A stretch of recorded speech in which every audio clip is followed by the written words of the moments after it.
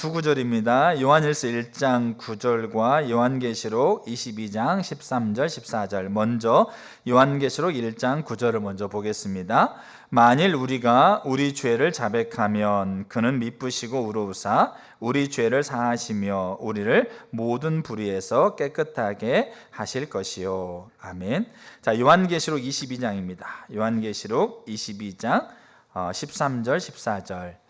나는 알파와 오메가요 처음과 마지막이요 시작과 마침이라. 자기 두루마기를 빠는 자들은 복이 있으니 이는 그들이 생명나무에 나아가며 문들을 통하여 성에 들어갈 권세를 받으려 함이로다. 아멘. 하나님의 선교에 동참하라라고 하고 있는 주제를 가지고 하나님께서 예수 그리스도를 통해서 우리 가운데 허락하신 구속은 포괄적인 성격을 가지고 있습니다. 모든 창조 세계를 아우르고 있는 포괄적인 구속이죠. 그리고 그 구속을 지금도 하나님은 여전히 그 새 창조를 이루어가고 계시고 그 활동을 하고 계시는 것을 하나님의 활동, 하나님의 선교라고 얘기합니다. 그리고 시대마다 그 시대를 살아가는 사람들은 그 하나님의 활동에 동참해야 될 책임을 가지고 있습니다. 우리는 하나님 앞에 가서 그 책임을 하나님께서 물을 겁니다. 우리가 인정하든 인정하지 않든 우리는 하나님 앞에 설 것이고 한 번 죽는 것은 사람에게 정한 것이고 그 위에 심판이 있을 터인데 우리가 하나님 앞에 서서 이 시대에 하나님의 활동, 하나님의 새 창조의 역사에 우리가 어떻게 섰는가에 대해서 하나님 앞에 질문에 답을 해야 될 때가 올 겁니다. 그래서 우리가 하나님의 선교가 하나님 활동인데 그 선교에 동참하는 것이 이 시대에 우리가 살아가야 될 가장 핵심적인 가치인 거죠. 제가 요한계시록을 살펴가면서 더 느끼는 바는 새하늘과 새 땅에서 어린 양의 신부로서 우리가 하나님 앞에 설 것인데 그 아름다운 곳에 우리가 설 것인데 그때 어떤 자들이 그 앞에 설 것이냐. 그들이 그 시대에 하나님의 선교에 동참했던 자들, 그 이마에 어린 양의 이름을 쓰고 그 시대에 42달 동안 짐승의 고난 가운데 있으면서 그들이 하나님의 선교에 동참했던 자들이 결국 하나님 앞에 서서 어린 양의 그 신부로서 그 아름다운 곳에서 하나님 앞에 설 거라고 하고 있는, 그래서 오늘 계시록에서 나는 알파요 오메가고 처음과 끝이라 그리고 속히 오겠다라고 말씀하시면서 이것을 써서 기록해서 선포하라고, 빼지도 말고 더하지도 말고 그 어떤 자들이 하나님 앞에 설 것인가에 대한 분명한 계시가 요한계시록에 담겨 있죠. 그러면서 그 14만 4천 명들, 그 시대에 하나님의 선교에 동참했던 처절하게 살아갔던 자들, 그러나 하나님과 함께 걸어갔던 자들이 그 어린 양의 혼인잔치에 그들이 서는 거죠. 그래서 우리가 이 시대에 하나님의 선교에 하나님 활동에 동참하는 것이 가장 가치 있는 일이라고 저는 확신하는데, 그 일을 우리가 해나갈 때 우리가 뭐가 필요한가 좀 하나님이 이렇게 생각나게 하시는데, 말씀을 쭉 살펴가다가 말씀을 우리가 통해서 하나님의 선교에 동참하는 걸 살펴가다가 지지난주부터 하나님 좀 이렇게 제가 이런 것은 많이 없었는데 그 전주에 그 다음 주에 말씀을 나눌 걸 생각나게 하시고 그래요. 제가 다음 주에 말씀 나눌 게 이미 생각이 났어요. 그래서 그걸 준비하고 지난주도 그렇고 지지난주도 그랬고, 그래서 하나님을 바로 알자, 그리고 그리스도와 함께 살자, 내 자아가 십자가에서 못 박혔다라는 것을 분명하게 우리가 이렇게 알고 자아를 버리는 삶을 살아야 된다. 그리고 오늘 나눌 말씀이 회개예요. 그 다음 주는 세계관이고, 이렇게 한번 질문을 하고 싶어요. 회개하고 있습니까? 아니면 언제 회개하셨습니까? 아니면 어떻게 회개하셨습니까? 오늘날 회개를 싫어합니다. 회개하는 것을 오늘날 우리가 많이 달가워하지 않습니다. 왜냐하면 우리가 편한 대로 사는 것이, 내가 선택하고 내가 편한 대로 사는 것이 정의라고 생각하기 때문에 회개는 내가 편한 게 아니거든요. 회개는 그냥 내가 불편한 부분이 있어요. 내 마음도 그렇고 감정도 그렇고. 그래서 회개하라고 하는 것들에 대한 부분들을 굉장히 이렇게 좀 거부감 느낍니다. 근데 우리가 알아야 될 게 뭐냐면, 제가 오늘 두 가지를 볼 건데, 하나님의 선교는 회개가 전제되어 있습니다. 철저하게 하나님의 선교에 동참하는 것은 회개가 전제가 되어 있고, 그리고 어떻게 회개해야 되는지가 분명하게 우리 가운데 알아야 됩니다. 그래야 우리가 하나님의 선교에 동참할 수가 있는 거죠. 그리고 그 하나님의 선교에 동참하는 것이 가장 가치 있는 일이라는 것을 확신합니다. 자, 그래서 오늘은 두 가지 볼 텐데, 첫째가 뭐냐면 하나님의 선교에 동참하는데 회개가 전제가 돼 있다. 그 부분을 보려고 합니다. 성경 구절을 쭉 이렇게 몇 구절을 살펴가려고 해요. 하나님의 선교에 동참한다라는 말을 여러 가지 다른 이렇게 단어로 설명하고 있어요. 그러니까 예를 들어 하나님과 친밀함, 하나님과 사귐 있잖아요. 요한일서에서 우리 신앙을 하나님과 사귐이라고 얘기합니다. 그러니까 영적인 지식을 깨닫는 게 신앙이 아니고 눈으로 보고 만지고 듣고 대화하고 함께 걸어가는 사귐, 그게 우리의 신앙이라고 표현하고 있는 거죠. 근데 이 사귐을 위해서 뭐가 필요하느냐? 하나님 앞에 우리가 회개하는 게 필요하다. 그럼 이 사귐이 뭐냐? 하나님의 선교에 동참하는 거죠. 근데 복이 있다. 요한계시록에 복이 있다. 요한계시록은 22장까지가 있는데 그중에 7가지 복을 얘기합니다. 1장부터 22장까지. 근데 마지막 복이 있다라고 얘기하고 있는 것 중에 하나가 오늘 읽었던 22장 13절 14절이에요. 그러니까 복이 있다는 말이 뭐냐? 복.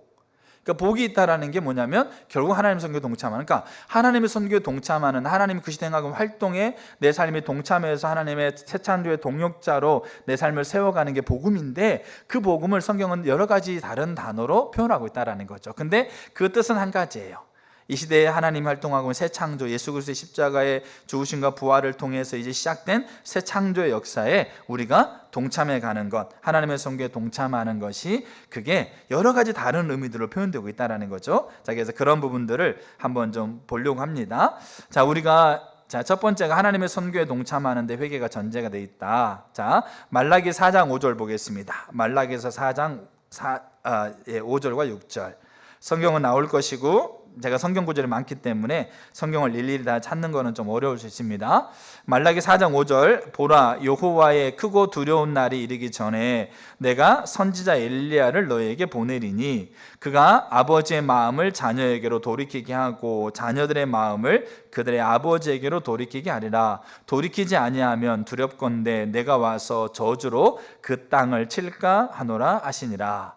이 말라기서는 구약 성경의 마지막 책입니다. 말라기라는 선지자가 하나님으로도 받은 말씀을 선언하고 있는데 그 선언 중에는 예언도 포함되어 있죠. 그럼 말라기서가 이제 구약의 마지막 성경이고 이제 신약에 이제 시작되면서 말라기 때 하나님께서 마지막으로 말라기 4장에서 뭐라고 그러냐면 내가 크고 두려운 날이 이르기 전에 엘리야를 보내겠다라는 거죠. 그리고 이제 성경에서 엘리야를 보낸다라고 하고 있는 것은, 엘리야는 말라기에 거의 한 1000년 전의 사람이거든요. 그러니까 아합 왕 때 살았던 사람이니까. 근데 그 엘리야가 죽었는데 죽은 엘리야가 환생해가지고 오겠다는 얘기가 아니고, 엘리야의 10년간 능력을 가지고 엘리야가 했던 사역을 그대로 할 이들이 세워지겠다라는 거잖아요. 그러면 그렇게 말라기서에 이제 엘리야를 보내겠다고 얘기하고 나서 400년이 지나는데 엘리야가 오지 않아요. 이게 신구약 중간기라고 얘기하거든요. 선지자가 말라기 때 딱 끊쳐버리고 더 이상 하나님께서 보낸 선지자가 나타나지 않아요. 근데 그러고 나서 이제 등장한 선지자가 누구였느냐? 우리가 세례 요한이라고 혹은 침례 요한이라고 하고 있는 그 존재가 딱 등장하는 거죠. 그리고 이 존재가 이제 등장하는데, 이 요한을 성경은 뭐라고 표현하냐면 말라기서에 예언돼 있었던 엘리야가 이 땅에 왔다라고 성경은 얘기하고 있어요. 자, 그 장면을 한번 볼게요. 누가복음 1장 11절 한번 보겠습니다. 요한의 아버지가 사가랴인데 제사장입니다. 어머니는 엘리사벳이고, 자, 근데 이 사가랴가 이제 반차를 따라서 성전 안에 들어가서 이제 제사를 이렇게 집례하고 있었을 때, 그때 11절 주의 사자가 그에게 나타나 향단 우편에 선지라. 천사가 이제 하나님의 사자인 천사가 사가랴에게 찾아와요. 자, 12절 사가랴가 보고 놀라며 무서워하니 천사가 그에게 이르되 사가랴여 무서워하지 말라. 너의 간구함이 들린지라. 내 아내 엘리사벳이 내게 아들을 낳아주리니 그 이름을 요한이라 하라. 자, 요한이 이제 엘리사벳을 통해 태어난다고 그러잖아요. 자, 14절에 이 말의 의미를 알아야 돼요. 너도 기뻐하고 즐거워할 것이요 많은 사람도 그의 태어남을 기뻐하겠다. 왜 이 사가랴도 기뻐하고 많은 이스라엘 사람들이 기뻐할까요? 이 요한이 하나님이 말라기서에 예언되어 있었던 엘리야니까. 엘리야의 10년간 능력을 가지고 사역할 사람이기 때문에 이 이스라엘은 말라기서에 예언되고 있는 이 선지자를 400년이나 기다렸다라는 거예요. 근데 이제 그가 이제 태어남을 통해서 이제 엘리야의 심령과 능력을 가지고 태어나서 이제 하나님 말씀을 대언할 건데, 그들이 고대하고 있었나 엘리야가 오니까 그들이 기뻐하겠다라는 거죠. 그러면 사가랴도 그의 그 기뻐하는 사람들 중에 있다라는 거죠. 자, 그러면서 이제 여기 16절 보세요. 이스라엘 자손을 주 곧 그들의 하나님께로 많이 돌아오게 하겠습니다 라고 하면서 17절 한번 보세요. 17절은 뭐라고 얘기하냐면 주의 사자가 이렇게 얘기하고 있는 거예요. 17절에 그가 또 엘리야의 심령과 능력으로 주 앞에 먼저 와서 아버지의 마음을 자식에게, 거스리는 자를 의인의 슬기에 돌아오게 하고 주를 위하여 세운 백성을 준비하게 하겠다. 그럼 주의 사자가 요한을 지금 뭐라고 얘기하고 있는 거죠? 말라기서에 예언되어 있었던 엘리야, 하나님께서 예언하고 있던 엘리야가 이 땅에 오는 거라는 거죠. 엘리야의 심령과 능력을 가지고 이제 사역할 거다라고 얘기하고 있는 거죠. 자, 이 엘리야에 대해서, 이 요한에 대해서 예수님도 이렇게 표현하고 있어요. 마태복음 17장 11절 한번 볼까요? 마태복음 17장 11절. 예수께서 대답하여 이르시되 엘리야가 과연 먼저 와서 모든 일을 회복하리라.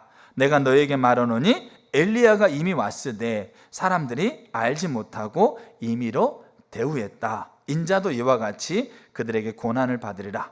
그러면서 이제 13절에 그때서야 제자들이 예수님께서 말씀하신 엘리야가 세례 요한인 줄 알았다. 그래서 이 세례 요한이, 사가랴의 아들인 세례 요한이 이제 엘리야의 심령과 능력을 가지고 말라기에서 예언되어 있었던 그 엘리야, 그 선지자로 이 땅에 하나님께서 보냈다는 얘기잖아요. 자, 그리고 이제 그러면 엘리야가 이제 그 요한이 엘리야의 심령과 능력을 가지고 온 하나님이 말라기에서 예언된 엘리야다. 자, 그렇게 이제 얘기하고 있고, 자, 근데 이 요한이 엘리야의 심령과 능력으로 와서 선포했던 첫 메시지가 뭔지 아세요?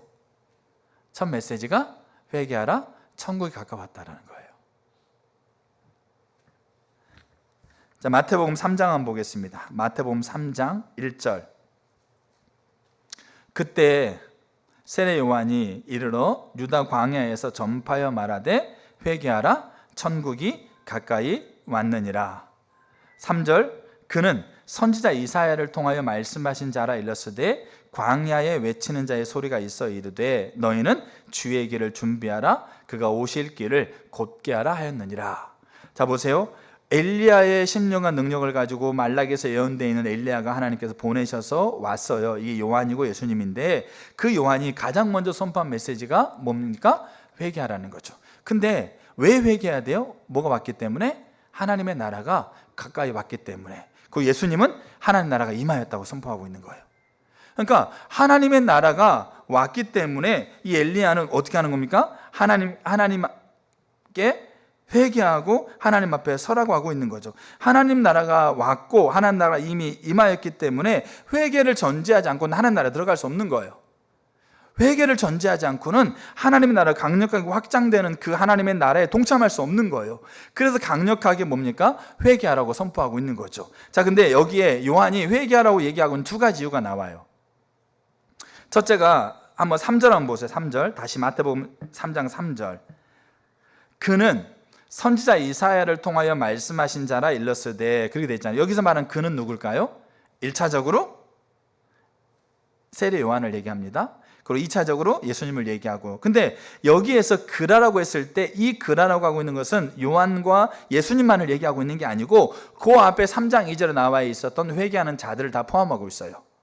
그러면 회개하라, 천국이 가까웠느냐? 왜 천국이 가까운 그 것에 왜 천국이 가까이 왔는데 그 천국이 가까워하는 것에 우리가 회개해야 되는가에 대한 그 이유.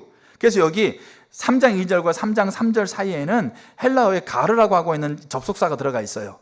이 접속사는 성경의 헬라어의 가르라고 하고 있는 접속사는 매우 중요한 접속사예요. 왜냐하면이라는 의미고, 왜냐하면, 그러니까 천국이 가까웠는데 왜 우리가 회개해야 돼? 이런 얘기인 거예요. 지금 요한이 회개하라, 천국이 가까웠다 그러는데 천국이 가까웠는데 왜 우리가 회개해야 돼? 그러니까 이런 의미인 거예요. 그러니까 왜냐하면 이렇게 된 거죠. 3절에 왜냐하면 그는 선지자 이사야를 통하여 말씀하신 자라. 그는 누구겠어요? 요한이고 예수님이고, 그 다음에 그 2절에 나와 있는 회개하는 모든 자를 얘기를 해요. 그들은, 자, 3장에 광야에 외치는 자의 소리가 되어져서, 그 다음에 너희는 주의 길을 준비하라, 그가 오실 길을 곧게 하라. 하나님의 통치가 하나님의 천국, 하나님의 나라인데 하나님 나라 가까이 와요. 그리고 예수님은 이미 하나님 나라가 성취됐다고 얘기했어요. 근데 그 하나님 나라가 가까이 왔는데 그 나라가 실제 되기 위해서 뭘 예비해야 돼요? 그 나라가 임할 길이 예비된다는 얘기예요. 그 첩경이, 이사야에서 얘기하는 그 첩경이 그 평탄하게 되는 일들이 되어진다는 거죠. 그러면 그 왕의 대로를 밟고 그 천국, 하나님의 통치가 임할 거란 얘기예요. 그러면 하나님의 통치가 임하고 광야에서 외치는 자의 소리가 있어서 주의 길을 예비하고 그 다음에 주의 오실 길을 곧게 하는 그 일들이 어떤 사람을 통해 되어지냐면 회개하는 자를 통해 되어진다는 얘기예요. 그들을 통해서 그 이미 임한 하나님의 나라, 하나님의 통치, 그 하나님의 통치가 그들을 통해서 그들에게 이루어지고 그들을 통해서 그들이 살고 있는 그 자리에 길이 만들어져서 그 첩경이 평탄하게 돼서 그 하나님의 통치가 그 땅 가운데 임하는 일들이 일어난다는 거죠. 그가 말하고 있는 왜냐하면 그들이 그렇게 하기 때문에 회개를 통해서 그 일이 이루어지기 때문에 회개하라는 거예요. 그게 첫 번째 이유예요. 자, 근데 두 번째 이유가 있어요. 3장 9절을 한번 볼까요? 두 번째 이유. 요한이 엘리야의 심령과 능력으로 와서 말라기 예언된 선지자로 와서 처음 선포한 메시지가 회개하라예요. 예수님이요 엘리야로 와서 처음 선포한 메시지가 회개하라예요. 왜 그러냐? 천국이 가까웠기 때문에 그래요. 예수님은 천국이 이미 너에게 임하였기 때문에 그래요. 천국이 이미 임하여서 그 천국이 우리 가운데 누려지고 우리가 살고 있는 땅이 실제가 되기 위해서는 하나님의 길이 예비해져야 되고 그 왕의 대로가 만들어야 되고 그 대로를 따라서 하나님이 통치가 임하니까 그래요. 그래서 회개가 핵심이에요. 자, 그리고 3장 9절 한번 보세요. 요한이 이렇게 얘기를 해요. 속으로 아브라함이 우리 조상이라고 생각하지 말아라. 내가 너에게 이르노니 하나님이 능히 이 돌들로 아브라함의 자손이 되게 하겠다. 아브라함이 누구의 조상이라고요? 우리의 조상이라고 생각하지 말라 이거예요. 근데 이거를 원문 그대로 번역하면 우리가 아브라함을 조상으로 가지고 있다 이거예요. 이게 그 당시에 400년이라는 기간 동안에 그 당시에 이스라엘 사람들이 가지고 있었던 속으로 그들이 가지고 있었던 믿음이었어요. 우리가 누구를 조상으로 가지고 있다? 아브라함을 조상으로 가지고 있다. 여러분 아브라함의 자리에 예수님 되면 딱 맞아요. 그러니까 이게 뭐냐면 이게 공적신앙이라고 그래요. 공적신앙. 공적신앙은 뭐냐면 아브라함이 믿음의 조상이죠. 아브라함이 하나님 앞에 어떻게 살았어요? 하나님 앞에 참 귀하게 살았어요. 아브라함이 하나님 앞에 귀하게 살았던 그 공으로 인해서 그 공이 누구에까지 미친다? 아브라함의 자손인 우리에까지 미친다라고 하고 있는 생각이 공적신앙이에요. 유대인들은 어떻게 생각했냐면 보세요. 육신을 따라 다윗의 흩어진 자손에게 저희가 죄인이요 하나님을 믿지 않고 폐역한다 할지라도 영원한 나라가 주어진다라는 생각을 가지고 있었다는 얘기예요. 랍비들은 이렇게 가르쳐요. 할례를 받은 자 중에 지옥 갈 자 아무도 없다. 왜? 아브라함이 우리 조상이니까. 우리가 아브라함을 조상으로 가지고 있으니까 아브라함이 가졌던 공적이 우리 가운데 미친다는 얘기예요. 그래서 그렇게 생각하고 있는 유대인들에게 보세요. 정기적으로 회당에 가서 제사를 지내고 아브라함의 자손이라는 것 때문에 어떻게 살아도 자동적으로 구원을 받고 의로울 줄 믿고 살고 있는 그들에게 요한이 와가지고 뭐라고 그래요? 하나님의 나라가 너희 가운데 왔는데 너가 회개해야지 들어간다는 거죠. 아브라함을 너희가 조상으로 가지고 있어서 자동으로 들어가는 게 아니고 회개해야만 하나님 나라 들어가고 회개해야만 하나님의 나라가 너희 가운데 임하는 그 길을 예비할 수 있다는 거예요. 그 자리에 예수만 너무 딱 맞아요. 예수의 십자가의 공로 때문에 우리가 어떻게 살아도 구원받고 우리가 뭡니까? 어떻게 살아도 하나님의 그 행하심에 우리가 동참할 수 있다고 생각하고 있는 그 한복판에 요한이 와서 하나님의 나라가 임하였기 때문에 하나님의 나라가 강력하게 임하였기 때문에 이게 선포되는 거예요. 그 나라에 들어가려면 회개가 전제가 되지 않고는 그 나라에 들어갈 수도 없고 그 나라를 통해서 펼쳐지고 있는 새 창조 역사의 삶은 가능하지 않는다는 거죠. 그게 요한은 뭐라고 얘기하냐면 주의 길을 예비하는 거예요. 주의 대로를 탄탄하게 하는 거였어요. 근데 유대인들은 아브라함을 조상으로 가지고 있다는 것 때문에 그들이 어떻게 살아도 그들이 뭡니까? 죄에 대해서 뭡니까? 그렇게 있어도 다 괜찮다는 생각, 아브라함의 공적으로 우리가 구원을 받고 의에 이른다라고 하고 있는 이 심각한 생각에 이들이 빠져 있다는 거죠. 그 한복판에 요한이 와서 어떻게 하는 겁니까? 회개하라고 하고 있는 거예요. 그래서 그게 하나님의 선교에 동참하는 그 핵심이라는 거잖아요. 우리가 읽었던 요한일서 1장 9절을 보면 아까 제가 잠깐 나눴던 것처럼 요한 사도는 있잖아요. 신앙을 뭐라고 얘기하냐면 하나님과 사귑니다. 막연하게 그냥 있을 거를 믿는 것이 아니다. 있으면 좋겠지. 있어야 되는데 없으면 어떻게 할까? 이러면서 안달부달하는 게 그게 신앙이 아니고 그 인격체로 살아계신 하나님과의 친밀한 사귑이다. 보고 듣고 만진 바 됐다. 그 참된 신앙은 하나님과 친밀한 관계다. 그게 신앙이라는 걸 얘기를 해요. 그리고 하나님과 친밀한 관계를 갖는 이들의 핵심적인 특징이 뭐냐면 너희가 너희 죄를 자백하면 하나님께서 너희를 깨끗하게 하신다. 그래서 하나님과 우리 가운데 친밀한 그 관계가 지속적으로 어떻게 된다는 겁니까? 지속적으로 되어진다. 근데 이 하나님과 친밀한 관계가 뭐냐면 하나님의 선교에 동참하는 삶인 거예요. 요한계시록 22장을 보게 되면 우리가 요한계시록 22장에 두루마기를 빠는 자들이 복이 있다고 되어 있지 않습니까? 여기 우리 성경에서 요한계시록 성경에서 두루마기를 빠는 자들은 복이 있다고 되어 있는데 헬라어 원문에는 복이 있다는 말이 먼저 들어와요. 그러니까 심령이 가난한 자는 복이 있나니 천국이 저희 것이다. 이 말은 우리나라 말에는 이렇게 되어 있지만 헬라어 원문에는 복이 있다. 심령이 가난한 자가 천국이 저희 것이다. 이렇게 되어 있는 거예요. 그러니까 복을 강조하고 있는 거예요. 그러니까 복을 강조하고 있는 거. 요한계시록에도 7번의 복이 나오고 1장 3절부터 시작해서 요한계시록에 7번의 복이 있다라고 하는 말이 나와요. 그러니까 7은 완전 숫자예요. 그러니까 요한계시록에 7번 복이 있다라고 하는데 그 중에 마지막이 22장 13절이에요. 복이 있나니. 근데 복이 있나니라고 얘기하면서 두루마기를 빠는 자들이에요. 그러면 두루마기를 빤다는 말이 뭐 어떤 의미인가 하고 복이 있다는 말이 어떤 의미인가를 봐야 돼요. 우리는 복을 어떻게 생각하냐면 만사형통으로 생각하는 거예요.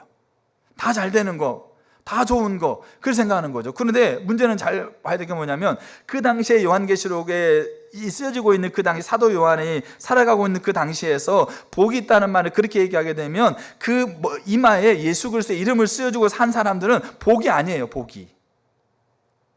그들은 복이 아니고 저주 가운데 있는 거였어요. 그 로마라고는 강력한 그 권세, 그리고 그 용의 권세를 받은 짐승의 권세 아래에서 뭡니까? 매매도 못하죠. 그 다음에 강력한 뭡니까? 핍박을 받고 있죠. 자녀 교육도 제대로 못 시키고 있죠. 그런 상황에 처해 있는 것. 근데 그게 복이겠어요, 과연? 우리가 생각하는 만사형통이라고 생각하고 있는 복에 대입해 보면 그게 아닌 거예요. 그럼 복이 있다라고 얘기하고 있는 요한이 하늘에 올라가 보니까 참된 복이 뭔가가 보이는 거예요. 그리고 그 복이 연장선상으로서 우리가 하나님과 영원토록 거하고 있는 그 연장선상까지 그 복이 연결되고 있는 게 보이는 거예요. 근데 그 복이 있다라고 얘기하고 있는 거예요. 그 복은 뭐냐면 그들이 살아갈 그 세상에서 그 창조주 하나님, 그리고 새 창조를 이루어가고 있는 그 하나님과 함께 그 하나님의 선교에 동참하는 삶을 살아가고 있는, 그래서 그 하나님께서 기뻐하신 일들 앞에 동참하고 있는 것, 그 자체가 복이라는 얘기예요. 그 복이 이제 하늘까지 연결되어 있는 그것이 요한에게 보인 거예요. 사도 요한에게 보인 거예요. 그래서 겉으로 보일 때는 정말로 그들 안에서 복이 없는 것처럼 보이는 삶이라 할지라도 그 하늘의 관점으로 보니까 그게 하나님께서 주고 있는 아름다운 복이다. 그러니까 우리가 무조건 고난당하면 하나님의 복인가? 그렇지 않아요.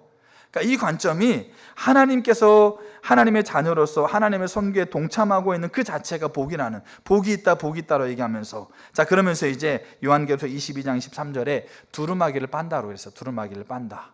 빠는 것은 세탁하는 걸 얘기하고 있거든요. 세탁하고 씻는 거, 세탁하는 걸 얘기하는데 두루마기는 뭐겠어요? 우리가 요한계시록을 보게 되면 나중에 우리가 하나님 앞에 우리가 행했던 책을 쫙 펼칠 거예요. 어떻게 말했고 어떻게 살았고 어떻게 결정했는가, 우리가 책을 쫙 펼칠 거예요. 그리고 그 펼쳐진 대로 우리가 하나님 앞에서 우리가 결산할 거예요. 근데 믿는 자들은, 하나님의 자녀된 자들은 그 행위에 의해서 심판받는 게 없어요. 왜? 우리가 그리스도의 십자가를 통해서 우리가 다 그 죄가 용서되었으니까. 알겠죠? 그게 두루마기, 그게 하나님 앞에 우리가 행위에 기록한 책인 거죠. 근데 두루마기를 빤다는 말은 뭐냐면 그 두루마기가 나의 언어, 행동, 감정, 생각, 결정, 이런 게 적혀져 있는 거예요. 빤다는 말은 뭐겠어요? 씻는다는 말이에요. 근데 자, 요한계시록 7장 14절을 보게 되면 한번 계시록 한번 볼까요? 7장 14절. 똑같은 말이 계시록 7장에 나와요. 그러니까 이게 어떤 의미인가 우리가 잘 볼 필요가 있는데, 자, 7장 14절 이렇게 되어 있습니다. 내가 말하기를 내 주여 당신은 아시나이다 하니 그가 나에게 이르되 이는 큰 환난에서 나오는 자들인데 어린 양의 피에 그 옷을 씻어 희게 하였느니라. 여기 씻어라는 말이 나오죠. 이게 20장에 나와 있는 빤다는 말이에요. 근데 참 이렇게 우리가 알아야 될 게 뭐냐면 우리나라 말에는 이게 잘 안 나와 있는데 헬라 원문에는 뭐가 되어 있냐면 이 7장 14절에 어린 양의 피에 그 옷을 씻는다는 말이 부정과거 완료로 나와 있어요. 그러니까 일회적인 사건으로 나와 있어요. 그 다음에 요한계시록 20장에 나와 있는 두루마기를 빤다라고 했을 때 빤다는 말, 똑같은 씻는다는 말이에요. 같은 원어 의미를 가지고 있는데 그 씻는다는 말은 일회적인 부정과거로 쓰고 있지 않고 뭐로 쓰고 있냐면 현재으로 쓰고 있는 거예요. 현재으로. 그 말은 뭐겠어요? 복이 있는데 어떤 자들의 복이 있냐라고 한다면 그 복은 우리가 하나님의 자녀가 되어져서 그 새 창조, 하나님이 지금 행하고 있는 새 창조인 하나님 활동에 동참하는 자들인데 누가 그렇게 동참하느냐? 누가 그런 복이 있느냐? 두루마기를 빠는 자들이라는 얘기죠. 그리고 7장 14절은 어린 양의 피로 자기 옷을 희게 하는 자들. 근데 이거는 부정과거로, 알겠죠? 과거형으로 나오고 이거는 현재형으로 나왔다는 얘기예요. 그 말은 뭐겠어요? 한번 우리가 하나님께서 주시고 있는 어린 양의 십자가로 인해서 우리가 그 예수 그리스도를 받아들이면서 우리의 죄가 하나님 앞에 우리의 죄를 자백해 해서 우리 죄가 용서되어지는 구원의 사건, 이게 7장 14절이에요. 근데 복이 있는 것 안에 또 하나가 뭐냐면 두루마기를 빠는, 그 말은 무슨 말이겠어요? 우리가 우리의 삶을 살아가면서 매 순간 우리가 우리의 기록된 우리의 옷을 희게 하는 사건들이 요 시간마다 우리 가운데 있는 현재 우리 가운데 되어지는 사건. 그래서 요한계시록은 씻는다는 말을 두 가지 시제로 표현하고 있는 거예요. 그 말은 즉슨 뭐겠어요? 복이 있는 것에 우리가 단 한 번 예수 그리스도를 우리가 영접할 때 주님 제가 죄인입니다. 제가 하나님이 나의 죄인인데 내가 주인 되어져서 내 마음대로 내 뜻대로 내가 원하는 대로 살아가려고 했던 죄인입니다. 주님 나의 죄를 용서하기 위해서 예수님이 이 땅에 십자가를 지시고 부활하셔서 내 죄를 용서하셨습니다. 주님 제가 죄인이지만 내 죄의 용서를 위해서 그리스도를 예수님을 제가 구원자로 제 주님으로 받아들입니다. 이때 우리가 하나님 앞에 나이가 죄인임을 고백하는 것, 이게 7장 14절에 나와 있는 어린 양의 피로 옷을 씻는 자, 이게 부정과거예요. 그 요한복음 6장에 예수님이 나의 피를 먹고 마시는 자, 알겠죠? 그 과거형으로 되어 있는, 과거 완료로 되어 있는 거, 요걸 얘기를 하는 거예요. 근데 22장에서는 똑같은 그 씻는다라는 말을 깨끗하게 한다는 말을 쓰되 여기는 현재형으로 쓰고 있다는 거죠. 근데 이 두 개가 다 복이 있다고 얘기하고 있는 거예요. 그 말은 뭐겠어요? 현재 매 순간마다 우리가 기록되어 있는 두루마기를 씻어야 돼요. 어린 양의 피로. 그래야 복이 있는 거예요. 그 복은 하나님의 자녀가 되어지고 하나님의 새 창조에 우리가 하나님과 함께 동역하고 상속자로 동역하고 그 하늘나라까지 연결되는 것, 그게 복인 거예요. 그래서 두루마기를 빤다라는 말을 현재형으로 쓰고 있는 거죠. 그래서 베드로에게 하나님께, 예수님이 그렇게 얘기하잖아요. 예수님이 베드로의 발을 씻기려고 했을 때 베드로가 그거를 뭡니까? 아유 어떻게 그렇게 할 수 있어요? 그러니까 그걸 씻지 않으면 너와 내가 상관없다고 그러니까 아예 그럼 저를 목욕시켜 주세요. 그렇게 얘기하잖아요. 그러니까 한번 목욕한 사람은 다시 목욕할 필요 없고 이제 발만 씻는다고 얘기하는 거죠. 그러니까 이 두 개를 같이 얘기하고 있는데 이 두 개가 다 뭐와 연결되어 있어요? 복과 연결되어 있는 거예요. 그럼 복이 뭘까에 대한 부분들을 우리가 하나님의 선교에, 하나님의 자녀로서 하나님의 선교에 동참하는 게 복이라는 걸 우리가 알 필요 있는 거예요. 자, 요한복음 15장 한번 볼까요? 요한복음 15장 1절. 나는 참 포도나무요 내 아버지는 농부라. 물은 내게 붙어 있어 열매를 맺지 아니하는 가지는 아버지께서 그것을 제거해 버리시고 물은 열매 맺는 가지는 더 열매 맺게 하려 하여 그것을 깨끗하게 하신다. 여기 하나님의 선교에 동참한다는 말이 뭘로 표현되어 있어요? 열매 맺는 거예요. 근데 우리가 알죠. 이렇게 농사를 해보신 분은 알죠. 가지치기 얼마나 중요한지. 가지치기 제대로 못하면 그의 소출이 확 떨어져요. 아예 소출이 안 나와요. 폰남교회에 사과나무 심어졌어요. 그 바인하우스 옆에. 근데 가지치기 안 해가지고 열매가 안 맺어요. 청주에서 올라오는 분, 충주 사과 유명하잖아요. 충주에서 올라오는 목사님이 올 때마다 제가 이렇게 그 바인하우스 차 마실 때마다 그래. 저거 가지치기 안 해가지고 저거 이렇게 아무 쓸모가 없는데 그렇게 얘기하고 있는 거예요. 가지를 안 치면 열매가 안 맺혀요. 그럼 어떤 의도를 가지고 가지를 칩니까? 열매를 맺을 가능성이 있고 열매를 맺게 하기 위해서 가지를 치는 거예요. 근데 이 가지 치는 게 뭐겠어요? 우리 안에 있는 하나님도 오지 않는 것들을 드러내서 그것들을 쳐내는 거예요. 왜? 열매를 맺을 가능성이 있으니까요. 열매를 맺게 하기 위해서요. 하나님의 자녀로서, 하나님께 붙어있는 자로서 하나님의 선교에 동참할 가능성이 있으니까 동참해서 하나님의 선교에 새 창조에 동참하도록 우리 안에 있는, 우리 안에 뭡니까? 연약한 부분들, 우리 안에 하나님의 기준에 합당하지 않는 부분들을 드러내가지고 그거를 쳐야 된다는 얘기예요. 그래서 깨끗하게 한다고요. 그래서 깨끗하게 하는 자들이 어떤 자들이라는 겁니까? 열매를 맺는 자들이라는 얘기예요. 우리가 이 십자가 복음에서 이런 얘기가 써 있어요. 저도 예전에 이런 생각을 했던 적이 있어요. 제가 대전에서 목회할 때 한 권사님이 계세요. 진짜 신실하세요. 정말 그 마음이, 제가 목회하면서 이게 관계를 맺어가면서 그 마음이 정말 하나님 앞에 순수하시고 하나님 앞에 신실하시고, 하나님이 주신 마음이라고 하면 정말로 모든 거 물불 안 가리고 거기에 막 동참하려고 하고 있는 그 막 열정이 막 있는 분이에요. 근데 예배 때마다 울어. 그래서 뭔 죄가 많길래 예배 때마다 와서 우냐고, 그런 생각을 가질 수 있는 거예요. 자, 근데 여기 십자가 보면서 그런 얘기가 나와요. 하나님의 얼굴을 간절히 구하기 시작하면 하나님은 가장 먼저 우리의 삶을 정결하게 하십니다. 우리의 삶 속에 있는 묵은 가지들을 치기 시작합니다. 즉 우리 속에 있는 죄와 어둠들과 잘못된 습관들을 들추기 시작합니다. 어떤 성도들은 더 극심한 죄 가운데 있는데도 하나님께서 아무 책망도 하지 않습니다. 그런데 어떤 성도들은 훨씬 작은 죄를 짓는데도 죄의 크기를 비교할 수 없다고 표현하고 있어요. 금방 하나님께서 강하게 책망하시고 질책합니다. 이런 것을 보면 많은 사람들이 혼돈합니다. 더 많은 죄를 지면서도 자유하다고 하면서 앉아있는 사람하고, 신실하게 살아가는데 앉아가지고 울고 하나님 앞에 회개하고 있는 사람 보면 어떻게 하는 겁니까? 야, 저 사람이 뭔 죄를 지어서 저렇게 회개하고, 정말 저 사람이 겉으로는 신실해 보이지만 속으로는 막 이렇게 죄 많은 거 아니야? 이렇게 생각할 수 있다는 거예요. 근데 그러나 하나님은 열매 맺는 자를 정결케 하십니다. 열매 맺지 않는 자들은 그렇게 하지 않습니다. 무서운 말이에요, 사실은. 열매 맺지 않는 자들은 그대로 놔두었다가 그들이 돌이키지 않으면 제해버립니다. 이것은 우리 자신을 보아도 알 수 있습니다. 우리가 과거에는 예수를 믿으면서도 하나님을 찾지 않고 우리 마음대로 살았습니다. 그때 종종 있었던 양심의 가책 외에는 하나님의 어떠한 책망도 거의 없었습니다. 그런데 이제 하나님을 더욱 알기를 원하고 오직 하나님만 사랑하기를 원하자 하나님은 작은 일에도 즉각적으로 책망하시고 또 예전부터 깊이 숨어 있었던 죄까지 들추셔서 회개하게 합니다. 왜 그렇게 하실까요? 열매 맺게 하시려고. 열매 맺을 가능성이 보이니까. 회개는 감정적으로 막 기쁘고 막 그냥 그렇게 되지는 않아요. 근데 우리가 알아야 될 게 뭐냐면 하나님의 선교에서 회개를 전제하지 않고는 불가능하다는 거예요.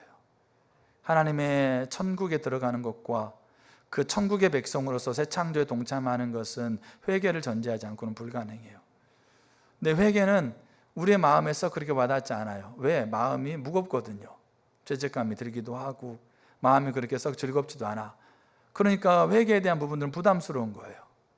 근데 정확하게 아셔야 돼요. 결국 성경은 어떻게 복이 있다라고 얘기하고, 그 다음에 길을 예비하는 걸 얘기하고, 친밀함을 얘기하고, 그 다음에 열매 맺는 걸 얘기하고 있는데, 그 모든 것들에 같이 전제가 되고 있는 게 회개예요.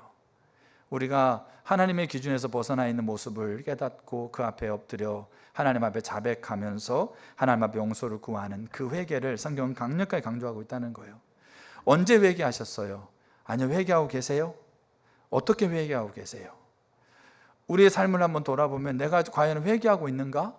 내가 지금 생각으로, 언어로, 결정으로 내가 지금 하나님의 기준에 벗어나고 있는 걸 하고 있는데도 여전히 내 마음 안에 어떤 하나님의 비춤이 없다? 그럼 우리 심각하게 우리 자신 돌아봐야 돼요. 내가 지금 생각하고 있는 게 잘못된 생각인데, 제가 오엘 전사 얘기하면서 전사 그렇게 얘기하더라고요. 자기가 알고 있는 청년들이 있대요. 우회 전사와 관계를 잘하기 때문에 그 전사들과 친밀한 관계에서 신뢰하는 청년들이 있어요. 근데 그러면서 그렇게 직언한대요. 네가 잘못이다. 네가 하고 있는 게 잘못이다. 근데 그걸 받아들이고 서는 사람이 있는가 반면에 그렇지 않고 끝까지 자기의 것을 유지하면서 교회가 잘못이고 여기가 잘못이고 잘못이고 그렇게 합리화하는 사람이 있다는 거예요. 그러면 과연 하나님이 사람이 대놓고 네가 잘못이다라고 얘기해도, 사람이 대놓고 얘기해도 그거에 대해서 받아들이는 사람이 있는가 반면에 여전히 자기 합리화를 가지고 자기 생각을 가지고 여전히 자기 관점을 가지고 대하고 있는 그 상황에서, 그러니까 그 사람이 잘못이라고 얘기하고 있는 관점이 틀릴 수도 있어요. 근데 하나님이 우리에게 그게 잘못이다, 그렇게 생각하는 거, 그렇게 말하는 거, 그렇게 결정하는 것이 하나님의 길에서 벗어나 있는 것이라고 비춰줘도 우리가 그것에 대해서 여전히 우리가 가지고 있는 생각과 우리 가진 감정과 우리 가진 환경을 가지고 하나님 앞에 서고 있지는 않는지, 아니요, 하나님께서 우리에게 지적하는 것 자체를 우리가 그거를 그냥 얘기하지 않고 그냥 하나님께서 우리를 사랑하시고 하나님께서 우리를 위로하시고 하나님께서 우리를 다 잘되게 할 것이고 하나님께서 우리에게 복이라고 하셨으니까 우리에게 삶을 하나님께 지금 어렵지만 하나님 해결해 주실 거고, 그런 메시지를 완전히 우리 가운데 가득 있는 건지, 하나님이 우리에게 위로자가 되시고 평안이 되시고 하나님께서 우리 가운데 우리의 모든 문제를 해결해 주신, 맞아요. 근데 그게 하나님과 함께 있을 때 가능한 거예요. 그래서요, 기도는 저는 정말 중요한 말이라는 것을 제가 십자가 복음을 다시 보고 마지막 장을 다시 보면서 처절하게 느낀 게 뭐냐면, 기도는 제가 제 아내 치유를 위해서 기도해요. 제가 제 아이의 삶에 하나님의 지식이 부어지기를 위해서 기도해요. 그러니까 내 필요, 제가 있는 필요를 위해서 기도해요. 근데 그 필요를 위해서 기도하는 그 순간에도 하나님 앞에 엎드려서 하나님 자신을 경배하는 게 기도예요. 왜? 그 필요, 치유는 하나님이 치료해 주시는 분이 아니에요. 하나님 우리를 인도해 주신 분이 아니라 하나님이 치우고 하나님이 인도해요. 그러니까 하나님이 함께 있을 때 치유가 나타나는 거고, 하나님이 함께 있을 때 우리의 길을 인도하는 게 나타나고, 하나님이 함께 있을 때 가능해지는 거예요. 근데 우리는 하나님 저기 계시고 우리가 기도하는 거, 치유를 기도하면 하나님 거기서 치유를 주는 줄 알아요. 근데 그게 아닌 거예요. 하나님이 치유니까 하나님이 함께 있어야만 그 치유가 일어나는 거예요. 그럼 내가 치유를 위해서 기도해, 내 아내의 치유를 위해서 기도해. 근데 그 치유를 위해서 기도하는 게 하나님이 함께 있어야만 되는 것이 치유니까, 그럼 저는 어떻게 해요? 그 치유를 위해서 기도할 때 하나님 앞에 엎드려서 하나님을 경배하는 기도를 드리는 거예요. 근데 우리는 그 개념이 없어요. 그 기도를 십자가 복음에서 하나님 앞에 엎드려서 그분을 경배한다, 그거를 기도라고 얘기를 해요. 그렇게 기도하다 보면 하나님께서 우리에게 말씀하실 거야. 하나님 우리에게 깨닫게 하실 거야. 그럼 그거를 순종해라. 그게 피에로의 삶인 거예요. 우리가 지금 하나님 우리의 생명이시고 우리의 길을 인도하시는 분이시고 우리의 구원자이신데, 근데 성경은 분명하게 얘기를 해요. 그게 우리 가운데, 그 하나님 우리 가운데 함께 계시고 그 하나님이 인도자고 그 하나님이 지혜이고 그 하나님이 치유자고 그 하나님이 삶을 필요를 채우는 자로서 하나님 함께 계시는 것은 하나님의 나라, 그 나라 안에 들어가는 거고 그 하나님의 새 창조에 함께 동참하는 건데, 그거는 회개를 전제하고 있다. 그래서 우리가 회개해야 돼요. 우리가 철저하게 우리가 하나님의 기준에서 벗어나 있는 것에 대한 것들에 대해서 회개해야 돼요. 회개는 두 종류의 회개가 있어요. 하나는 어린 양의 피로 옷을 씻는 회개가 있고요, 또 하나는 두루마기를 빠는 회개가 있어요. 이 두 개를 혼돈해버리면 우리가 이상하게 바뀌어버려요. 우리는 아브라함을 조상으로 가지고 있다. 이 두 개가 혼돈한 사람은 뭐겠어요? 예수가 가지고 있는 십자가의 공로로 우리의 모든 죄가 용서되었다. 나는 어떻게 살아도 내 죄가 용서된 그리스도의 생명과 그리스도의 은혜를 누릴 수 있다. 이렇게 우리가 이상하게 바뀌어요. 근데 회개는 두 개가 있어요. 성경은 분명히 강조해요. 그래서 성경에서는 죄라고 하고 있는 단어를 두 가지로 써요. 하나는 단수로 쓰고요, 하나는 복수로 써요. 여기 요한일서 1장 9절에 너희 죄를 자백한다 해서 죄를 영어 성경은 단수로 쓸까요, 복수로 쓸까요? sins라고 표현해요. 복수로 쓰고 있어요.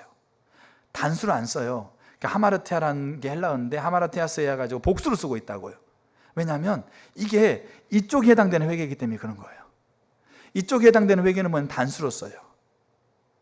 그래서 우리가 이 죄, 그러니까 회개가 두 가지 있는데 이 단수의 죄는 뭐냐면 우리가 태어날 때부터 내 중심으로 살아가려고 하고 있는 태도와 자세가 죄인 거예요. 하나님이 주인인데 내가 주인 되어져서 내가 원하는 대로, 내가 기뻐하는 대로 살아가려고 하고 있는 그 태도, 가치, 그 중심의 자세, 이게 죄인 거예요.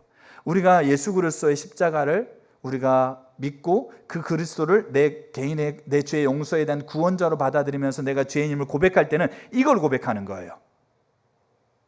내가 여러 가지 거짓말했어요. 내가 뭐 이렇게 남을 미워했어요. 내가 뭐 남을 훔쳤어요. 이거 회개하는 게 아니고 이거 회개하는 거예요. 내가 죄인이었음을, 내가 뭡니까? 어떤 것들은 행위를 회개하는 게 아니고 내가 태어날 때부터 그 죄의 본질을 가지고 태어나서 내가 내 마음대로 살아가려고 하고 있는, 하나님이 주인 삼지 않고 내가 내 마음대로 살아가려고 하고 있는 죄인입니다. 이 죄인 것을 고백하는 거예요. 그리고 예수님이 이 죄를 해결하기 위해서 십자가에서 죽으셨고 부활하셨고 나는 이 죄 해결을 위해서 주님을 내가 받아들입니다라고 고백하는 것. 이게 요 회개예요. 이거는 한 번 하는 거예요. 이 회개가 영접하는 자, 곧 그 이름을 믿는 자들에게 하나님의 자녀가 되는 권세가 주고 있는 회개가 이 회개인 거예요. 근데 성경은 이것만 얘기하지 않아요. 두루마기를 빤다라고 했을 때도 현지형이죠. 그 다음에 요한일서 1장 9절에 죄를 자복한다고 해서 죄가 복수형이죠. 이 말은 뭐냐면 이렇게 죄를 회개했는데도 우리의 삶이 여전히 연약한 거예요. 아담적인 본성의 영향을 계속 받을 수밖에 없는 존재예요. 그러니까 여러분 다 아시잖아요. 내가 예수 믿고 난 다음에 다 천사가 되든가요? 생각이 완전히 180도 바뀌고 언어가 바뀌고 행동이 바뀌든가요? 아니에요. 우리는 여전히 옛습성이 그대로 영향을 받고 연약한 거, 자라가야 되는 부분이죠. 그러면 자라가는 과정 가운데 뭐가 일어나겠어요? 그 자녀임에도 불구하고 우리 연약함 가운데 말하고 행동하고 결정하는 것 안에서 하나님의 기준에서 어긋나 있는 것들, 그 것들을 우리가 자백하는 거예요.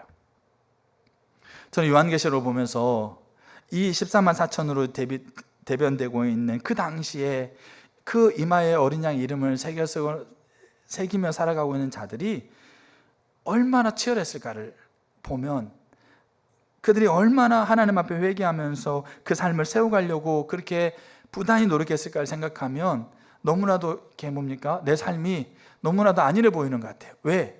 그들은 있잖아요. 로마의 압제 가운데 있었잖아요. 로마가 거의 400년 이상을 지배하잖아요. 그러니까 로마가 망할 거라는 생각을 거의 안 한 거예요, 그 시대는. 근데 그 로마의 압제 가운데 있으면서 그들이 다 사회의 고위층이 있으면서 편안하게 그렇게 사는 게 아니고 거의 한 10%도 안 되고 나머지 90% 이상은 다 어디가 있어요? 다 하던 일 하는 거예요. 다 주인들, 다 로마의 종이 되어지고, 그 다음에 삶을 살아도 다 새벽 일찍부터 밤 늦게까지 쉴 틈 없이. 근데 그렇게 일을 하면서 어떻게 하는 겁니까? 그 되어지는 환경 가운데 생각으로, 그 다음에 언어로, 결정으로 하나님의 기준에 벗어난 일이 그때 하나도 없었겠냐고요. 정말로 많았을 거예요. 근데 이런 말 한마디, 그리고 성경에 나와 있는 두루마리를 빠는 자들이 복이 있다라고 하니까 그 안에서 계속 자기의 행위를 돌아보면서 그거를 빨고, 그 다음에 그거를 씻고, 그 다음에 자백하고, 그러면서 그 삶을 치열하게 살아온 거예요. 근데 정말로 그렇게 살아가고 있는 자들이 이게 전부면 정말 소망이 없는 건데, 근데 하늘을 보니까 여전히 하나님은 주권자고, 여전히 하나님은 지존자고, 여전히 하나님은 세상을 섭리하고 계시고, 여전히 하나님은 나의 모든 걸 아시고, 여전히 하나님은 나의 모든 것을 아시는 하나님이 나에게 모든 걸 주시고, 여전히 하나님은 나를 인도해 가지고 계시고, 여전히 하나님은 나를 그 새 창조에 동력하게 하면서 하늘로 하나님께 나를 이끄셔서 새 하늘과 새 땅에 거하게 하실 거고, 그분이 속히 온다라고 그렇게 얘기하고 있는 그래서 그 아름다운 곳에서 나를 거하게 할 존재라는 것이 그게 보이니까 내 삶이 하찮아 보이고 부족해 보여도 내 삶이 어떻게 되는 거예요? 내 삶이 가치 있게 되는 거예요. 그리고 그들이 그 안에서 이제 그 두루마리를 빨아가면서 그 삶이 점점점 은혜의 그릇을 키워가고 성숙해져 가고, 그렇게 하다 보니까 그 로마 사회에 영향력을 발휘하게 되는 거잖아요. 그게 하나님 선교에 동참하는 거예요. 근데 그런 그 일들을 위해서 핵심이 회개인 거예요. 그래서 우리가 회개가 다시 회복돼야 돼요. 정말로 우리의 세상 것 하나하나까지 하나님이 비추셔서 우리가 자백하는 것이 우리 가운데 회복돼야 돼요. 정말로 우리가 무덤덤하게 정말 매너리즘에 빠져서 안일하게 우리가 우리의 삶이 세워져 가서는 안 된다라는 거죠. 자, 두 번째입니다. 그러면 어떻게 회개해야 되는가예요. 어떻게 회개해야 되는가? 첫째가 뭐냐면 고린도후서 7장에서 바울이 얘기하죠. 하나님의 뜻대로 하는 근심이 있다. 그 근심은 뭐로 열매를 맺는다? 회개로 열매를 맺는 거예요. 저 여러분들이요, 거룩한 근심을 가져야 돼요. 그러니까 세상에서 갖는 근심이 아니고 무엇을 먹을까, 무엇을 입을까, 그것을 근심하는 게 아니고 거룩한 근심. 존 비비어의 회개라는 책을 제가 읽게 됐어요. 제가 어떤 부분을 이렇게 설교하게 하시면 그 주에 한 권의 책을 읽게 돼요. 하나님 바로 알자는 책을 읽었고, 내 자아를 버리라는 책을 읽었고, 지난주에는 존 비비어 목사의 회개라는 책을 읽었어요. 거기에 여러 가지 예외가 있는데 그 중에 두 가지 예외가 생각났어요. 제가 그걸 얘기해 드릴게요. 존 비비어 목사님이 목사님인데 목사님 친구가 있대요. 그분도 목사님이겠죠. 근데 이분은 하루에 담배를 2갑씩 펴요. 목사님이신데 담배를 피우는데 중독이 됐죠. 이 담배 중독에서 벗어나기 위해서 간절히 원하고 하나님 앞에 눈물로 호소해요. 2년 이상을. 그러니까 그 전에도 계속 그런 게 있었는데, 그렇게 했는데, 근데 이게 중독에서 벗어나지 못해. 근데 자기의 친구, 예수 안 믿는 친구가 어느 날 집회에 와가지고, 그분도 이제 골초 담배를 피우신 분인데, 어느 날 집회에 와가지고 예수님 영접해. 그 다음날 담배를 끊어. 그러니까 골초인 친구, 자기 친구도 골초고 자기도 골초인데 이게 뭐 당황스러운 거예요. 자기는 2년 반 이상을 기도했는데 울부짖고 했는데도 안 돼. 근데 이 친구는 예수 믿자마자 바로 그냥 담배를 끊어버리는 거야. 이게 실제 있었던 얘기예요. 그래서 이제 처음엔 당황스럽다가 그 다음에 하나님께 화가 나기 시작한 거야. 나는 그렇게 기도하면서 여전히 담배를 피우고 살고 있는데, 그러니까 그러면서 이제 이분이 표현을 재밌게 하더라고요. 담배를 물고 있으면서 그렇게 하나님 앞에 화낸다는 얘기죠. 왜? 그 친구는 어떻게 단번에 치유를 받을 수 있느냐? 그러면서 하나님 앞에, 하나님 이게 뭡니까? 사람 차별하는 것도 아니고 그렇게 하고 있었다는 얘기예요. 그때 왜 나는 치유하지 않고 그렇게 부르지도 않았는가 했을 때 그때 하나님 음성이 들렸대요. 뭐라고 얘기하냐면, 너는 아직도 그거를 즐기고 있지 않느냐? 담배를 피우면서 하나님 앞에 원망하고 있는데 하나님이 오셔가지고 너는 아직도 그거 즐기고 있지 않느냐? 그리고 자기 손에 들려있는 담배를 그때 버려버리고요, 거기에서 자유됐대요. 그러니까 지금 나누고 있는 부분을 우리가 잘 알 필요가 있어요. 그 다음에 존 비어 목사 자신의 이야기를 해요. 그 이야기 뭐냐면, 그가 총각 때 성적인 부분에 있어서 매우 이렇게 좀 이렇게 보는 거 이런 부분 안에 좀 빠져 있는 부분이 있었어요. 근데 결혼 후에도 그런 부분이 있어가지고 굉장히 고민하고 있었어요. 그래가지고 이게 지속되니까, 그래가지고 진짜 그 사회에서 신실한 목사님을 찾아갔어. 이런 고민을 나눴어.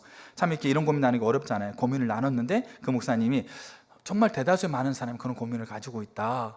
이제 그렇게 얘기하면서, 근데 이 존비어 목사님이 그럼 나에게 이런 이렇게 육신의 정력이 끊어지도록 기도해달라. 그래가지고 이 정말 신실하고 유명한 목사님이 머리에 손고 기도했어요. 근데 아무런 변화가 안 일어나. 여전히 그게 계속돼. 근데 어느 날 1년 정도 뒤에 이분이 우연한 기회에 4일간 금식 기도하러 들어갔어요. 그러니까 금식 기도하러 들어갔는데, 저는 이분의 표현을 보면 이렇게 돼요. 나는 그 죄로 완전히 물들어 있었다. 그것이 하나님을 슬프게 한다는 사실도 알았다.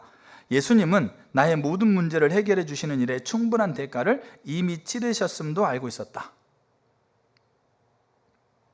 그 전에 그건 몰랐던 거 아니란 얘기예요. 근데 1년 뒤에 금식하러 갔는데 4일째 되는 날에 하나님이 강력하게 임해서 하나님이 이 축사 귀신을 쫓아내는 그 은혜가 임해가지고 그 정력병이 떠나갔대요. 그리고 지금까지 자유하대요. 그러니까 그런 것들이 하나도 없었다고 얘기하지 않는데 자유하대요. 자, 근데 그러면서 궁금한 거예요. 왜 나는 1년 전에 지금 그 부분이 하나님이 임하셔서 악한 그 영향력을 예수의 이름으로 끊어버렸는데 그 지금 자유한데, 왜 1년 전에 그렇게 유명 목사님한테 가가지고 기도 받았을 때 정말로 자유케 되긴 원하는데 그게 안 됐을까를 궁금했더래요. 그래가지고 하나님 앞에 물었대고 합니다. 이 존 비비어 목사님이 그때 하나님이 이렇게 말씀하셨대요. 하나님께서 그 당시에 가지고 있는 근심이 세상적인 근심이었기 때문이다. 그 말은 뭐냐면, 내가 이거를 끊지 않으면 내가 목회는 못하니까, 내가 이거를 끊지 않으면 내가 다른 사람들한테 내가 창피함을 당할 수 있으니까. 내가 이것을 끊으면 내가 유명한 설교자가 되지 못하고 내 목회에 영향을 끼칠 것 같으니까. 그래서 이거를 끊으려고 하나님 앞에 기도했다라는 거죠. 근데 그걸 세상 근심이라 표현하고 있어요. 근데 1년 뒤에는 하나님을 사랑하게 되었고 하나님과 나 사이에 어떠한 불순물도 끼어들지 않기를 원했고 그 죄가 하나님과 나 사이를 멀게 한다라고 하고 있는 이 거룩한 근심으로 회개했다라는 거예요. 그 차이인 거예요. 그 유명한 목사님의 차이가 아니고 그 차이인 거죠. 우리가 가지고 있는 그 안에서 우리가 세상적인 근심이 아니라 거룩한 근심이 필요해요. 그 죄가 나와 하나님 사이를 가른다. 그 죄가 나와 하나님 사이를 멀어지게 한다. 우리가 이거를 잘 보여주는 예가 성경에 나와요. 사무엘상 15장 30절에 하나님이 사무엘에게 아말렉을 멸하라고 그랬어요. 아말렉을 멸했는데 왕과 살찐 살렸어요. 그러니까 99.9%를 다 순종한 거예요. 근데 사무엘이 와가지고 순종하지 않았다고 얘기를 해. 사무엘을 만났을 때 사울 왕이 하나님 말씀을 다 지켰습니다 얘기하고 있는데 사무엘이 와가지고 순종하지 않았다라고 얘기를 해요.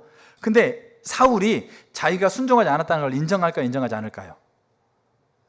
여러분 인정해요. 근데 그 인정이 하나님 회개로 보지 않아요. 왜냐하면 그 인정을 하나님 회개로 보았으면 사울을 버리지 않아요. 그때 마지막 기회였어요. 근데 이 사울이 그걸 인정하는데 결국은 인정하지 않는 거나 마찬가지예요. 아주 결론으로는. 근데 표면적으로 인정합니다. 자, 그걸 어디서 볼 수 있냐면 자, 사무엘상 15장 30절에 돼 있어요. 이렇게 하나님께 순종하지 않았다, 하나님 당신을 버린다라고 했을 때 그때 사울이 뭐라고 그러냐면 사울이 이르되 내가 범죄했을지라도 맞아, 내가 범죄했어, 맞아요, 그렇게 당신의 말대로 내가 범죄하는 건 맞아요, 그랬을지라도 이렇게 얘기하는 거죠. 이제 청하오니 내 백성의 장로들 앞과 이스라엘 앞에서 나를 높이사 나와 함께 돌아가서 내가 당신의 하나님 여호와께 경배하게 하소서. 하나님께서 말씀하고 있는 그 말씀 앞에 그래 내가 그 죄를 어긴 거 맞죠. 근데 그렇게 어겼을지라도 지금 빨리 나와 같이 어떻게 하라는 거죠? 장로들 앞에 서달라는 거예요. 백성들 앞에 서달라는 거예요. 사무엘은 뭘 상징하고 있어요? 하나님의 권위, 하나님의 인정을 상징하고 있으니까 사무엘이 딱 자기 앞에 딱 쓰면 백성들이 어떻게 생각했어요? 아, 여전히 하나님이 우리 왕을 하나님께서 인정하고 있구나. 그럼 사울이 근심하고 있는 건 뭐예요 지금? 사울이 근심하고 있는 거는 백성들에게 지금 내가 어떻게 비춰지는 거 하고 내 왕위가 지금 유지되는 거, 이게 사울이 가지고 있는 근심이고 이게 사울이 가지고 있는 목적인 거예요. 이거를 근심하고 있었기 때문에 하나님께서 말씀하셔도 어떻게 하는 겁니까? 아, 그래 내가 범죄했다 할지라도 내가 그거 그래 하나님 말씀대로 그렇게 어겼다 할지라도 지금 이거 해달라고 그렇게 하고 있는 거죠. 근데 이거를 범죄했다라는 걸 인정하는 것처럼 보이지만 하나님께서는 그게 인정하는 게 아니란 얘기죠. 그게 회개가 아니란 얘기예요. 왜? 하나님께서 그랬다면 그 사울을 다시 하나님께서 왕으로 다시 세우셨을 건데 그렇게 하지 않는 거예요. 자, 사무엘하 12장에 똑같은 얘기가 나와요. 근데 사람은 달라요. 다윗이 밧세바를 범하죠. 그 남편을 죽는데 조장하잖아요. 자, 그렇게 했을 때 나단이 와가지고 그 죄를 지적해요. 똑같아요. 그 사건만 다르고 사람만 다르지 의미는 똑같아요. 자, 나단이 와가지고 쭉쭉 얘기하면서 당신이 그런 사람이다 했을 때 12장 13절에 다윗이 나단에게 이르되 내가 여호와께 죄를 범하였노라 하매 나단이 다윗에게 말하되 여호와께서 당신의 죄를 사하셨다. 이거를 시편 51편은 다윗이 밧세바를 범한 사건을 가지고 하나님 앞에 지은 시예요. 그때 당시에 지었는 건지 그 이후에 지었는 건지는 모르는데 시편 51편 4절에 더 분명하게 표현하고 있어요. 사무엘하 12장 13절에 내가 여호와께 죄를 범했다 되어 있는데 시편 51편 똑같은 그 배경에 지은 시에서 이렇게 4절에 이렇게 얘기합니다. 내가 주께만 범죄하여 주의 목전에 악을 행하였다. 여러분 이게 너무 무책임한 것처럼 보이죠. 다윗이 밧세바를 범하는 거는 부인, 자녀, 그 왕으로 리더십을 따르고 있는 백성들, 이들에게 상처를 주고 있는 정말로 아픈 일이잖아요. 그런데 그들에게 범죄하는 것에 대한 것은 다 어떻게 보면 뒤로 던져버리고 누구에게만? 하나님에게만 범죄했다라고 하고 있는 게 너무 무책임해 보이잖아요. 근데요, 이게 죄가 끊어지는 거예요. 이게 결국 그 사람들을 아프게 하고 아내를 아프게 하고 자녀를 아프게 하고 리더십 안에 있는 그 지체들을 아프게 하는 그 핵심적인 것이 완전하게 끊어지는 그 길이라는 거예요. 다윗은 그가 하나님 앞에 그가 범죄했다라는 것을 그가 고백하고 있는 거예요. 근데 이게 뭐로 가능했냐면 이게 거룩한 근심으로 가능한 거예요. 우리가 거룩한 근심을 우리가 가지고 있어야 돼요. 세상의 근심이 아니고, 우리가 세상에 살아가는 것에 대한 염려와 불안이 있을 수 있어요. 근데 우리가 그런 근심을 우리가 가질 수 있지만 핵심은 뭐냐면 우리가 거룩한 근심이 있는가요? 나의 행동이, 나의 언어가, 나의 모습이 하나님과 나 사이를 갈라내고 있는 그 모습이 아닌가에 대한 근심. 고린도 교회는 이 거룩한 근심을 가졌어요. 그때.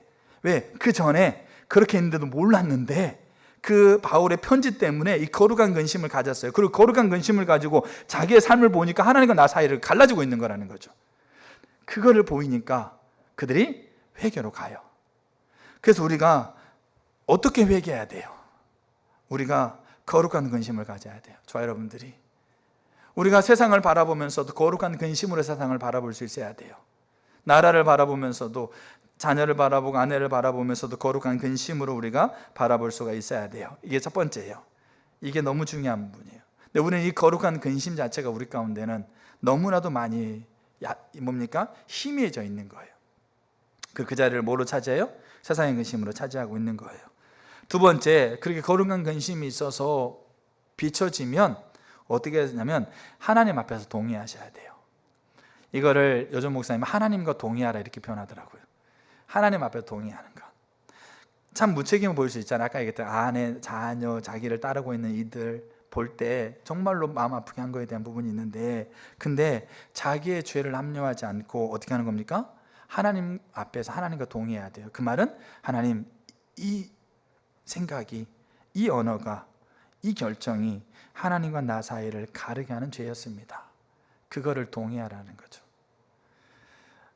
이사야 59장 2절에 하나님이 그렇게 말씀하세요. 나의 손이 짧아서 구원하지 못함도 아니고 귀가 둔하여서 듣지 못함도 아니다. 오직 너희 죄악이 너희와 너희 하나님 사이를 갈라놓았고 너희 죄가 그의 얼굴을 가려서 너희에게서 듣지 않으시게 했다. 우리가 가지고 있는 죄가 하나님과 나 사이를 내서 어떻게 하는 겁니까? 그 하나님으로 하여금 듣지 못하게 한다라고 하고 있는 것을 동의하는 거예요. 우리는 이렇게 생각해요. 죄의 경중을 분리합니다. 살인, 그다음 뭡니까? 뭐 때리고, 그다음 뭡니까? 빼앗고, 이런 거는 정말 극악한 죄. 근데 상처받고, 사람을 잘못 판단하고 후욕하고, 좀 이렇게 뭡니까? 속상해하고, 뭐 이렇게 시험 들고, 이런 거는 죄가 아니고 믿음이 약해서 그래. 이렇게 생각해요. 하나님은 죄를 구분하지 않아요. 어떤 목사님 그런 얘기 하시더라고요. 하나님에게는 한 가지 죄만 있고 한 가지 형벌만 있다. 모든 게 다 죄고 모든 죄가 다 사형이다. 하나님 앞에서는 그래요. 근데 우리는 은연중에 죄의 경중을 분리해 놓고 이쪽에서는 뭔가 어마어마하게 커서 하나님과 나 사이가 뭐 완전하게 갈라질 것 여기는데, 요거는 좀 이렇게 말에 상처받았어. 그 내가 너는 잘하냐? 뭔 생각 가졌어. 알겠죠? 그 다음에 뭡니까? 좀 이렇게 후욕했어. 이런 거 있잖아요. 좀 약간 좀 이렇게 하나님 뭐 어떤 분노했어. 그거는 우리 믿음이 약해서 그래. 그렇게 치부한다고요. 근데 동의하는 거는 그거예요. 거룩한 근심을 가지고 우리가 하나님과 나 사이에, 그게 나사와 하나님 사이에 그게 이 사이를 갈라놓고 있다는 걸 동의하는 거예요.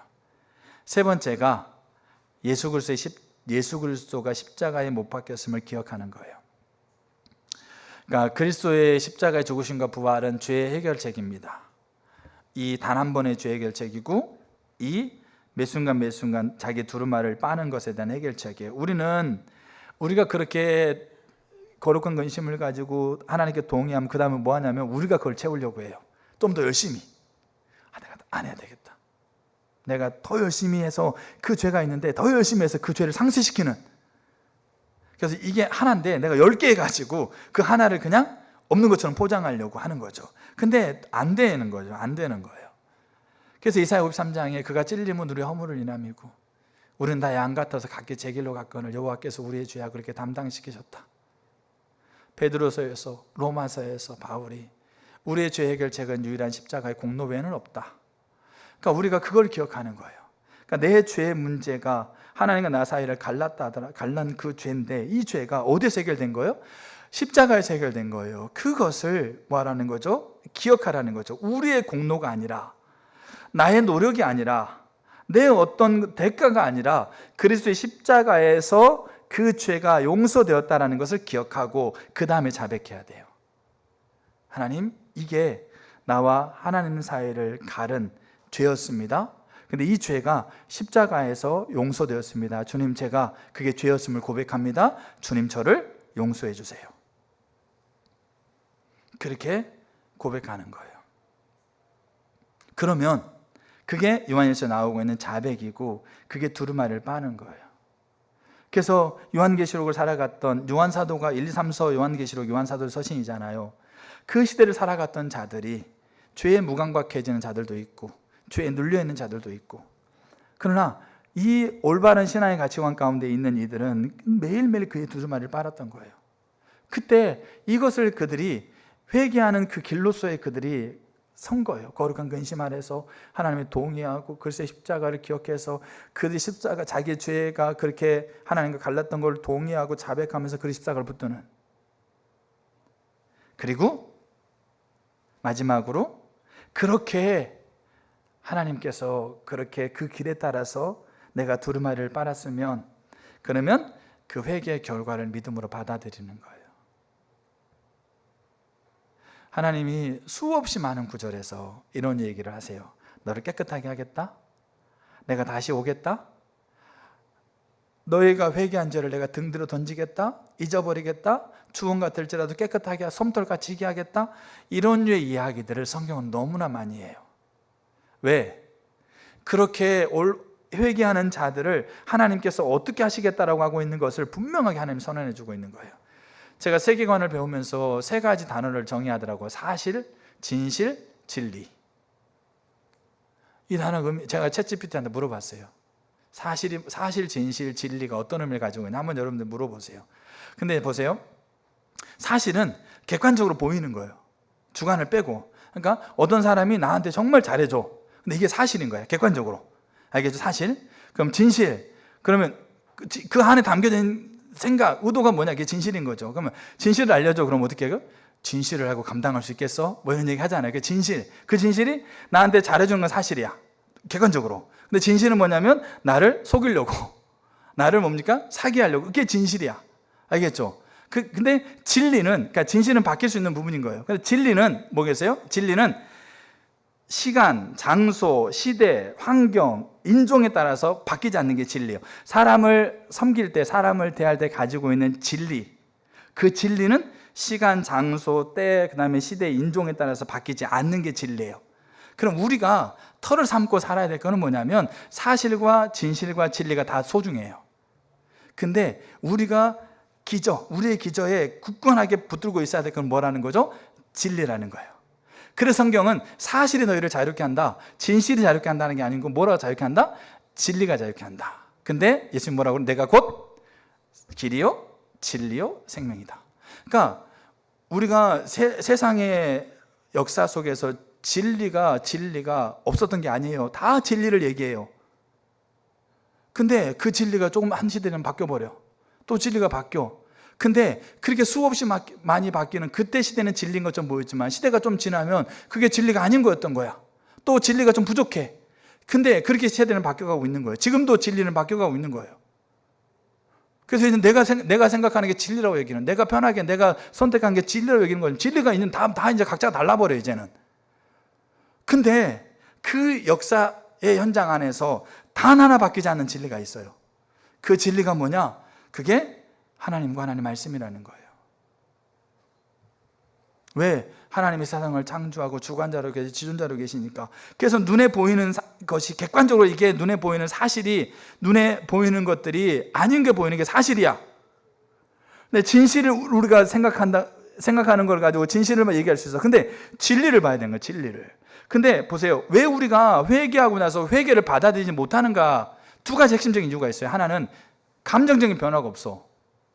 여러분, 회개하는데 내가 하나님께 어떤 잘못을 하나님 앞에 이게 회개했는데 막 눈물이 흘러가지고 막 3일 동안 막 그냥 길에 다니고 막 다니고 그럼 눈물이 멈추지 않아. 3일도 너무 길어. 그냥 1시간만.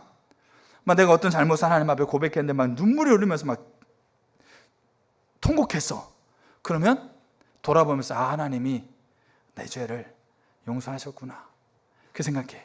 근데 하나님 앞에 내가 하나님을 자복했는데 아무런 감정적인 변화가 없어.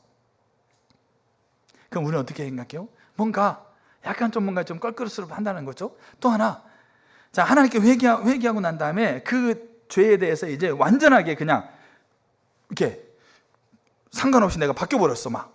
그럼 하나님이 나의 죄 용서해 줬구나 이렇게 생각하는데, 죄를 회개했는데도 여전히 그 부분에 대해서 고민되는 부분도 있고 여전히 그런 것들에 대해서 심각하게 생각하는 부분도 여전히 있고 내 삶이 안 바뀌어. 그러면 우리가 어떻게 하는 겁니까? 우리가 죄의 문제를 받아들이는 것에 대해서 어떻게 하는 거예요? 우리가 진리를 근거하지 않고 사실이나 진실을, 그러니까 진실과 진리가 같은 의미로 볼 수 있는 부분이긴 하지만 굳이 분리하자고 한다면 그런 것에 우리가 회개한 이후에 하나님께서 말씀하고 있는 것을 받아들이는 것이 우리가 거기에 털을 두고 있는 부분인 거예요. 근데 여기 진정한 회개 이후에 회개 결과를 믿음으로 받아들이라고 하고 있는 부분 안에는 진리를 얘기하고 있어요. 진리는 뭐예요? 자백하면 깨끗하게 하고 미쁘신 하나님께서 우리 죄를 용서하시겠다. 자백하면 그 자백한 죄를 등 뒤로 던져버리겠다. 잊어버리지 않겠다. 주원 같을지라도 양털같이 희게 하겠다. 그리고 내 앞에 세우겠다. 너와 함께 하겠다.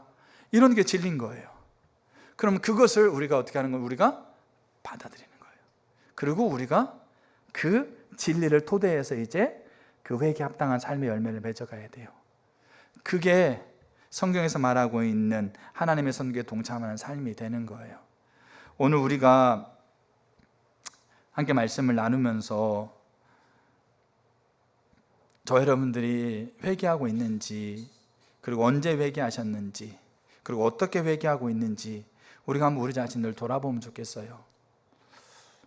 저도 그렇고 정말로 많은 하나님의 사람들이 회개를 잊어버리는 것이 아닌가.